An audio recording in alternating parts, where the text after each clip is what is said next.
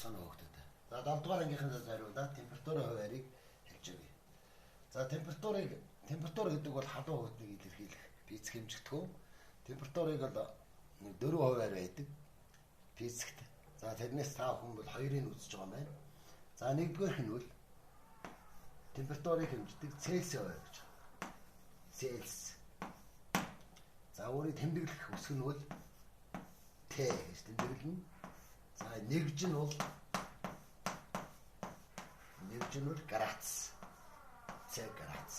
Энэ нэгж. Градус. За жишээлх юм бол өнөөдөр 17 градусын дулаан байна. За өвөлдөө Монголд хасах 40 градус хүүтэрдэг. Хасах гэхлээр хасахын дөрөвгөө явж байна тийм ээ. За тэгэхээр энэ бол яаж авсан хуваар гэхлээр координатын хавтгай тэнхлэг гэдэг О-ийг сонгодог бид нар. За математикаар ийшээ баруун гал тийшээ нэмэх, зүүн гал тийшээ хасах гэж тоог авдаг. За энэ хуваарийг Цельс гэдэг хүн босгоод тэг градусын дунд нь аваад дээшээ нэмэх, доошоо хасах гэдээ авсан байна шүү дээ.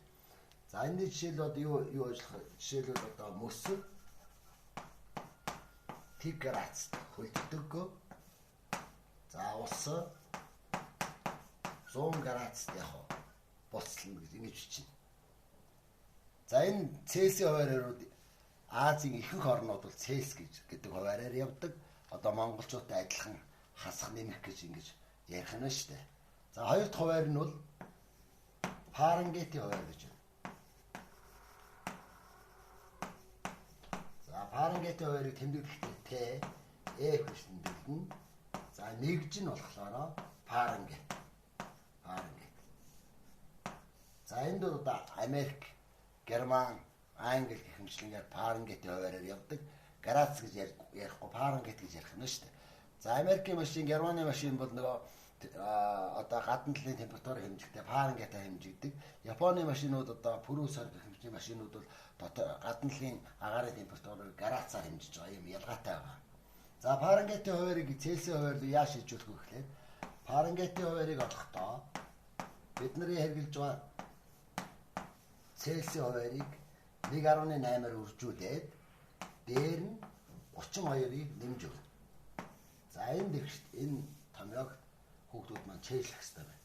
Энэ бол одоо бидний Цельсийг Фаренгейт руу шилжүүлж байгаа. За энэ томьёоноос бидний Цельс гэдэг хуваарийг олох юм бол 32-ийн шагаар хасах нөхтэй болчихно. Фаренгейтийн хуваараас 32-ыг хасаад 1.8-т яг хувааж өгдөг. Ийм хоёр томьёотой боллоо. За багш нь жишээ хэлж өгье. Жишээ нь мөс тэг градуст ус тэг градус хөлддөг бол за энэ хэдэн Фаренгейт байх вэ гэдгийг олъё. 1.8-ыг үүсгэх нь тэг градус нэмэх нь 32. За энэ дээр орлоо шүү дээ. Энэний оронд хэд байх нь вэ?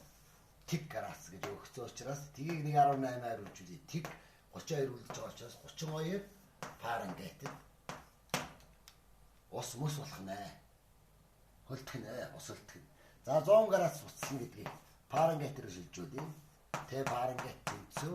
Энэ томьёосоор 1.8-ыг үүсгэх нь 100 градус нэмэх нь 32.